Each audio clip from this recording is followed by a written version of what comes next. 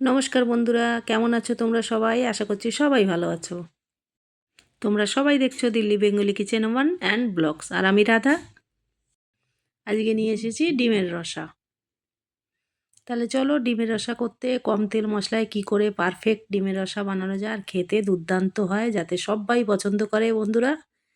তার জন্য লাগবে আমার ডিম। দেখো আমি নিয়ে নিয়েছি 7খানা ডিম বন্ধুরা। 7খানা ডিম নিয়ে নিয়েছি। পেঁয়াজ কুচিয়ে নিয়েছি একটু বড় বড় করে, 3টে কাঁচা লঙ্কা নিয়ে নিয়েছি, আলু নিয়েছি ডুমো করে 2টো। আলু ছাড়াও কিন্তু খুব ভালো লাগে, ভেবেছিলাম আলু ছাড়াই করব, তারপরে আবার ভাবলাম না আলু দিই একটু। তাহলে চলো রান্নাটা শুরু করি। নতুন বন্ধুদের বলছি, যারা এখনও আমার চ্যানেলটি সাবস্ক্রাইব করোনি বন্ধুরা, চ্যানেলটি আমার সাবস্ক্রাইব করে নাও, বেলটা প্রেস করে অলরেডি করে রাখো, যাতে এরকম সব রেসিপি সবার আগে তোমাদের কাছে পৌঁছে যায়। আমি 2টো ডিম কেটে নিয়েছি। আমার গোটা গোটা ডিম ভালো লাগে না বন্ধুরা, আমার এই কাটা ডিমই ভালো লাগে। একটু তেলে নুন হলুদ দিয়ে আমি ডিমগুলোকে আগে ভেজে নেব। বেশি ভাজবো না, হালকা করেই ডিমগুলোকে ভেজে নিয়েছি। এবার আমি গোটা ডিমটাকে ভেজে নেব। ডিমে একটু কাট লাগিয়েছি, একটা করেই কাট লাগিয়েছি মাঝখানে।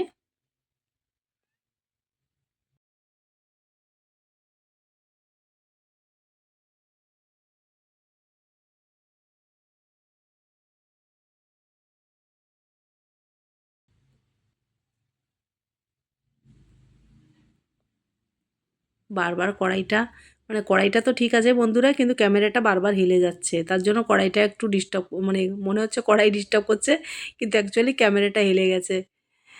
ডিমটা ভেজে আমি তুলে নিয়েছি। এবার আমি দিয়ে দিচ্ছি জিরে ফোড়ন ওই তেলের মধ্যেই। তেলটা কিন্তু তোমাদের একদম নিজস্ব, তোমরা যত খুশি দিতে পারো কম বেশি। একটা লাল লঙ্কা ছিল, মানে শুকনো লঙ্কা ছিল বন্ধুরা, এখানেই ছিল, সেটাও দিয়ে দিলাম ফোড়নে। দিয়ে দিচ্ছি কেটে রাখা আলুটা।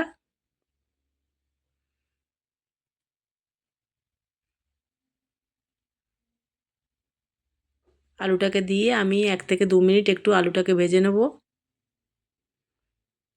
আলুটা একটু হালকা ভেজেও নিয়েছি বন্ধুরা। এবার আমি দিয়ে দিচ্ছি কেটে রাখা পেঁয়াজ আর 3টে লঙ্কা। ভুল হয়ে গেছে বন্ধুরা, লঙ্কা 3টেকে আমি সে গোটা গোটাই দিয়ে দিয়েছি, চিরতে ভুলে গেছি। ভেবেছি পেঁয়াজের সঙ্গে রয়েছে, হয়তো চিরেই রেখেছি, কিন্তু খাওয়ার সময় দেখছি লঙ্কা চিরে দিইনি, গোটা গোটাই রয়ে গেছে। সেটাও আবার তোমাদের কাছে বলে দিলাম। দিয়ে দিলাম একটা টমেটো।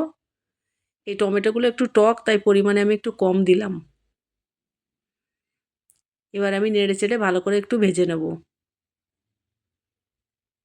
ডিমের এরকম আলু দিয়ে একটু রসা মতন করলে, একটু বেশ চটপটি ঝাল টাল দিয়ে করলে খুব ভালো লাগে খেতে। শরীর খারাপ, জ্বর হয়েছে বন্ধুরা, কিছু খেতে পাচ্ছি না, মাছ ফাছ মাংস, মাংস তো খাই না, মাছ ফাছ কিছু ভালো লাগছে না, তাই ভাবলাম একটু ডিমের রসা করি ঝাল ঝাল করে। দিয়ে দিয়েছি 1 চামচ ধনের গুঁড়ো, হাফ চামচ জিরে গুঁড়ো, নুন হলুদ, আর দিয়ে দিচ্ছি এই যে লঙ্কা পেস্ট, পেস্ট করিনি, লঙ্কা গুঁড়ো করেছি, সেই মিক্সিটা ধুয়ে একটু দিয়ে দিলাম, খুব ঝাল লঙ্কাগুলো। দিয়ে দিলাম হাফ চামচ আদা বাটা। এবার ভালো করে আমি আলুর সঙ্গে সব কিছু মশলাটা কষিয়ে নেব।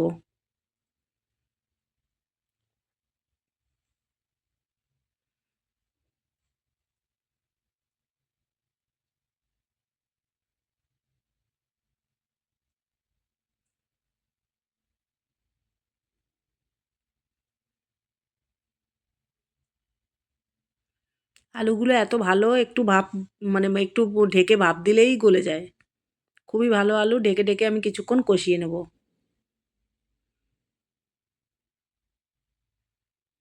1-2 মিনিট ঢেকে দিয়েছিলাম, মশলাটা কষানো হয়ে গেছে। তেলটা কিন্তু কেউ দেখে কিছু বলবে না, তেলটা কিন্তু তোমাদের নিজেদের ব্যক্তিগত বন্ধুরা। প্রচুর তেল খেতাম আগে, প্রচুর তেল খেয়েছি আমি, এখন ডাক্তারে মানা আছে, তাই তেলটা একটু কম খাই। দেখো তেল তবু কোথায় দিলে কোথায় চলে যায় হারিয়ে, কে জানে, বুঝতে পারি না। তোমরা নিশ্চয়ই সবাই জানো। তবে তেল তোমাদের ব্যক্তিগত ব্যাপার বন্ধুরা, তোমাদের যত ইচ্ছে তোমরা খেতে পারো। আগে আমাকে কেউ তেল একটু কম খেতে বলে, আমার এক বান্ধবী তেল আমাকে কম খেতে বলতো, যে এত তেল খাস না খাস না। দেখো তেলটা লিস্ট করে দিয়েছে, কালারটা কত সুন্দর হয়েছে, কিন্তু ভালো মতন বোঝা যায় না। দেখো কালারটা। তখন আমি ওর কথা শুনিনি, ওকে আমি বলতাম যে তোর যা ইচ্ছা তুই খা। এখন আমাকে সে সবসময় রাগায়, কিরে এখন কেন তেল একটু কম খাস, তেল কেন কম খাস, এখন বেশি করে খা, সে বলে। কিন্তু কিছু করার নেই। যখন অনেক রকম প্রবলেম দেখা দিয়েছে, ডাক্তার মানা করে দিয়েছে, তেল কম খেতে বলেছে, কিন্তু ডাক্তার যতটা কম খেতে বলেছে বন্ধুরা অতটা কমে তো চলতে পারি না। অনেক চেষ্টা করেছি কিন্তু হয়নি, অতটা কমে রান্না করা যায় না। তাই ডাক্তারের কথা না শুনে একটা মিডিয়াম জায়গায় পৌঁছেছি, যে তেল বেশিও খাবো না, একদম কমও খাবো না, মিডিয়াম খাবো। তবে রান্না কিন্তু তাতে কোনো হেরফের নেই, শুধু মনের ব্যাপার এটা আমাদের। কম তেলেও রান্না অনেক ভালো লাগে। আগে লোকেরা তেল একটু কম খেত অনেকেই, তারা সুস্থ ছিল, ভালো ছিল, আর তাদের রান্নাও খুব ফার্স্ট ক্লাস হতো। আসল রান্না তো ফোড়নটা আর কষানোটা।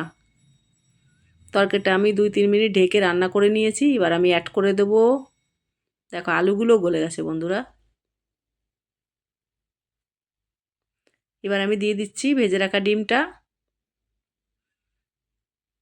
কত কথা বলে দিলাম বন্ধুরা তোমাদের সঙ্গে তেলের ব্যাপারে, তোমরা প্লিজ কেউ কিছু মনে করো না। গোটা গোটা ডিমের থেকে আমার কেটে কেটে ডিমগুলো খেতেই বেশি ভালো লাগে। সবাই গোটা খায়, মানে ছেলে, ছেলের বাবা সবাই গোটা খায়, আমি মানে কেটে ডিম খাই, আমার ভালো লাগে।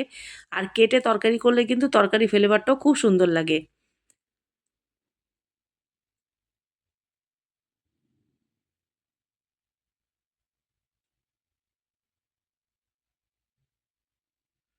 বেশি তেল খাওয়া যেতেই পারে, সেটা কখনো কখনো বন্ধুরা, সবসময় তো আর হয় না যে বেশি তেল খাবো। যেহেতু মানা আছে, হাই কোলেস্ট্রল যাদের তাদের তেল চর্বি জাতীয় জিনিস খাওয়া তো মানা, সেটা আমরা সবাই কম বেশি জানি।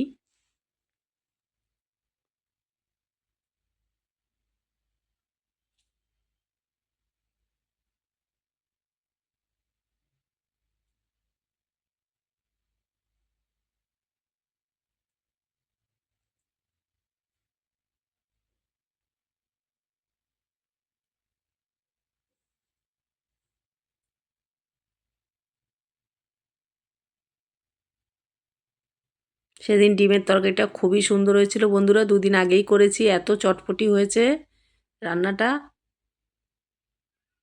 শরীর খারাপ হলে, ঠান্ডা জ্বর হলে বন্ধুরা মুখে কোনো স্বাদ থাকে না, কি খাবো সেটাই শুধু ভাবি। আর ওষুধ খেয়ে খেয়ে আরও মুখটা খারাপ হয়ে যায়। এবার আমি অ্যাড করে দিচ্ছি 1 চামচ গরম মশলা। তোমরা চাইলে কিন্তু এই পর্যায়ে গরম মশলার সঙ্গে কিন্তু কসুরি মেথিও দিতে পারো, সেটাও খুব ভালো লাগে। তবে আজকে আর আমি কসুরি মেথিটা দিলাম না, গরম মশলা দিয়ে দিলাম কিছুটা বাটার।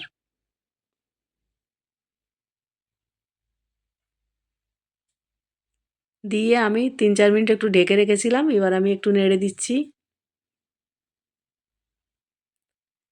তাহলে আমার সকল বন্ধুরা, আমার এই রেসিপিটা যদি তোমাদের ভালো লেগে থাকে তা লাইক কমেন্ট করে দিও, কাছের লোকেদের কাছে শেয়ার করে দিও। আর আমার এরকম সব রেসিপির জন্য আমার এই চ্যানেলটি সাবস্ক্রাইব করে তোমরা সবাই ভালো থেকো। দেখো তরকারি কালারটা কেমন হয়েছে বন্ধুরা। তরকারি কালারটা কিন্তু খুবই সুন্দর হয়েছিল। ক্যামেরাতে তো আমি অত ভালো দেখাতে পারি না, জানি না কেন হয় না। এটা আমি সবসময় তোমাদের কাছে মানে নালিশ করতে থাকি কেন হয় না।